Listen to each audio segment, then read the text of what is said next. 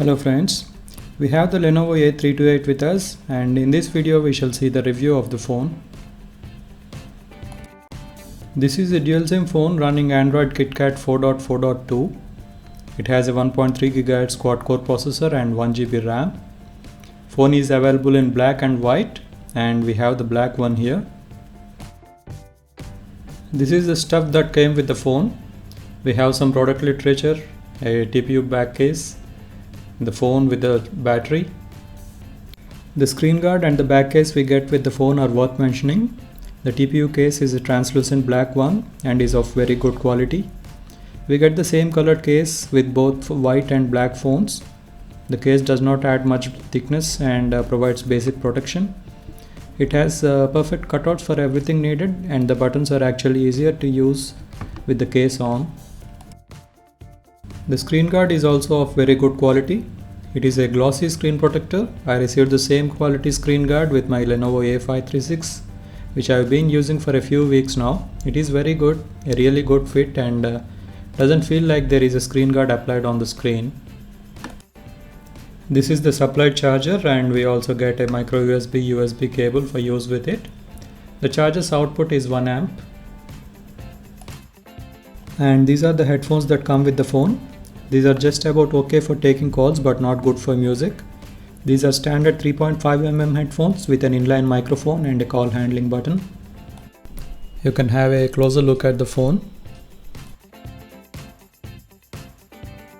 On the front we have the earpiece on the top and the 2-megapixel secondary camera, the 4.5-inch screen and the 3 capacitive buttons below the screen which are not backlit. On the right side we have the volume rocker, and below that we have the power key.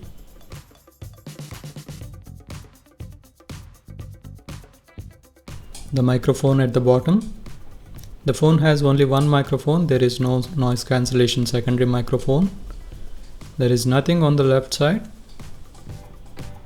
And on top we have the standard 3.5mm headphone socket and a micro USB port.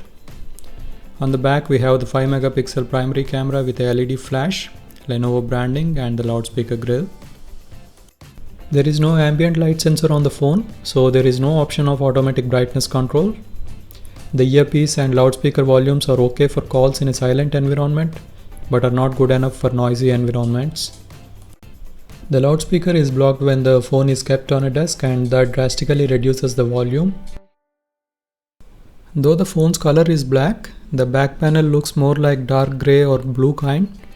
The back panel is actually a painted surface and is a fingerprint magnet. White variant is a good option to hide the fingerprints and smudging. The battery is a 2000 mAh lithium polymer battery. I have the phone only for a day. It's too early to comment on the battery life, but so far it looks like the battery drains fast. The phone supports dual SIMs and takes regular mini SIM cards. While SIM 1 can be used for 2G or 3G, the SIM 2 is limited to 2G. Phone supports HSPA+. The slot between the two SIM cards is for the micro SD card, and we can add up to 32 GB micro SD cards. The internal memory is only 4 GB. For size comparison, you can see the phone alongside the Lenovo A536, which has a 5-inch screen.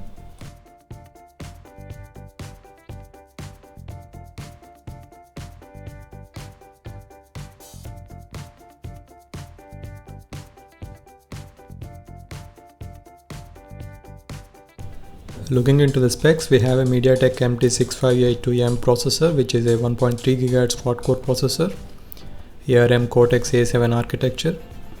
You can see only one of the core is currently in use. The other cores will start as and when required. The GPU is a Mali 400 GPU. The system information: Lenovo A328 running Android 4.4.2. The screen resolution is 480 by 854 pixels. It is showing a pixel density of 240 dpi, but it is actually 218 because it's a 4.5-inch screen. 240 would be right if it were a 4-inch screen. The total RAM is 964 MB. Internal storage available to the user is 1.92 GB out of the total 4 GB. The remaining space is taken up by the OS, and 0.98 GB is free as of now. These are the sensors reported by the phone. We have accelerometer and proximity sensors. It is showing a light sensor, but the phone does not have a light sensor. We do not get an option for automatic brightness control. This is the internal storage. Out of the 4 GB internal memory, system takes up 2.13 GB. Phone comes with some applications pre-installed which take up some more space, and out of the box there was 1.4 GB available to the user. Now with some more apps installed, I have 0.93 GB left.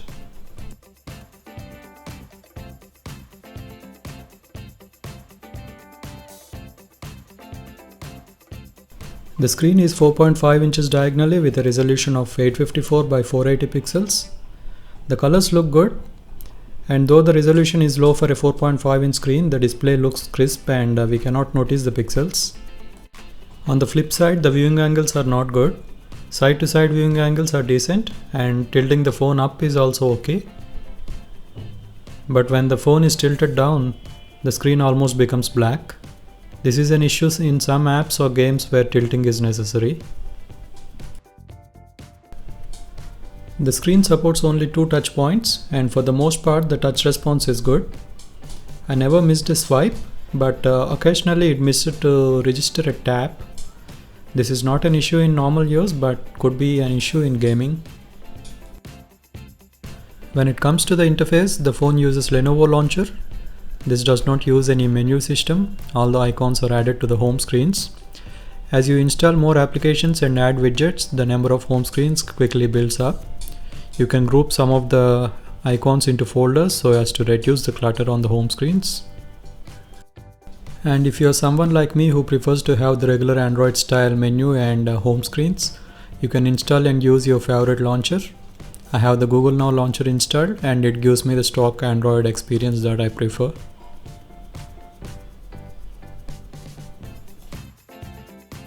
Phone comes pre-installed with many common applications. We have a Google folder with many Google apps, and other than that we have Google Chrome, Maps, YouTube, Skype, Twitter, Evernote and a few other apps and games. Phone has FM radio, but you'll have to plug in the headphones which will work as the antenna.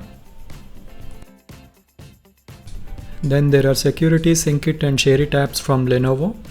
Security is an useful application. The antivirus part works only for a month, and after which we have to pay to get the updates. More importantly, the app includes features like anti-theft, anti-spam. We can limit which apps have access to our personal information, location, camera and stuff like that. We can have a tab on the data usage, and we can also restrict data access to different apps. We can restrict cellular data, or we can restrict both cellular and Wi-Fi access to different applications. The Sync It app is for backing up the data to the cloud. We can back up contacts, call logs, messages, and we can restore these to the cloud if we reset the phone, or we can even restore these to a different phone. And then Share It is for sharing files directly between different devices running Android or iOS or even a PC. This uses Wi-Fi direct, and it is faster, and a Wi-Fi network is not necessary to use this. This is the dialer on the phone. I do not have a SIM card inserted in the phone, so it is showing emergency. But normally whenever we try to place a call, it asks which SIM to be used. We can set a default SIM to be used for calls, messages and data from the settings. You cannot have separate ringtones for the two SIMs. It's a dual standby phone, so whenever you are on call using one of the SIMs, the other one is effectively switched off. For music, it comes with 2 different applications pre-installed, but the sound quality on the phone is not good. It sounds tinny through the loudspeaker, and volume is only average. The sound quality from the included headphones is better than the loudspeaker, but the volume is still not sufficient. All in all, this phone is not for music lovers. YouTube comes pre-installed. This is a full HD video playing from YouTube. The maximum resolution we can select in YouTube videos is limited to 360p. You cannot select higher resolutions. But even at 360p, the videos look good and playback is smooth.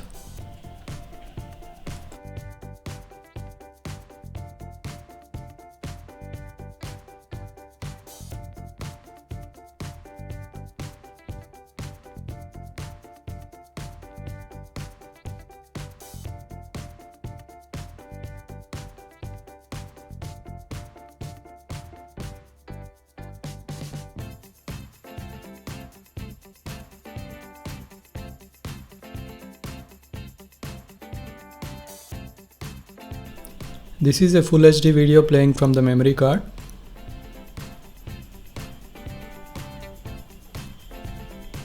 This is another Full HD video playing from the memory card.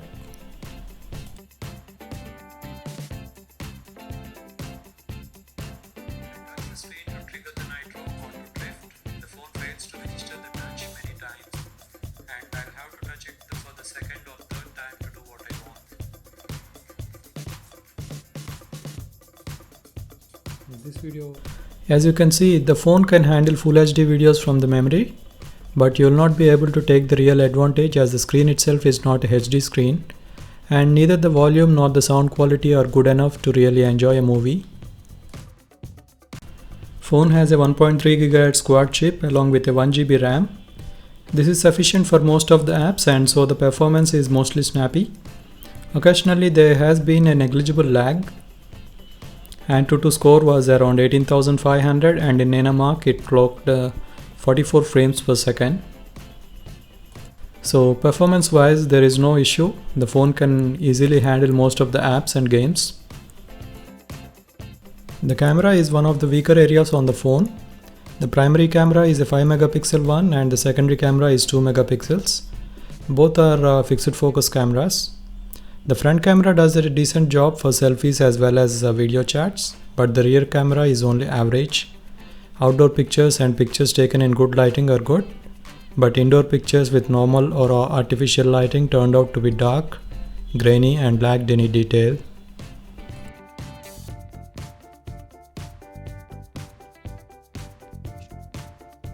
The phone can easily handle most of the games. I tried Subway Surf, Temple Run, Asphalt 8 and Dead Trigger, and all of them were smooth. Only issue in gaming is the screen viewing angles.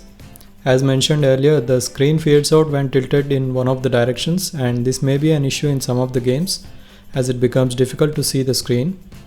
Other than this, there are no issues in regards to gaming.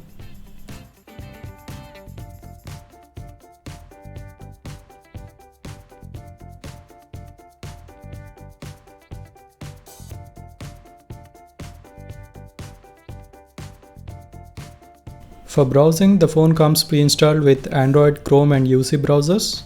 I use Chrome a lot and I did not face any issues in browsing even with multiple tabs open. Browsing experience is smooth, page rendering is fast for both mobile and desktop versions. Even image heavy pages also load up quickly. Scrolling is smooth, panning and zooming are also equally snappy. The browsing experience on the phone has been very good.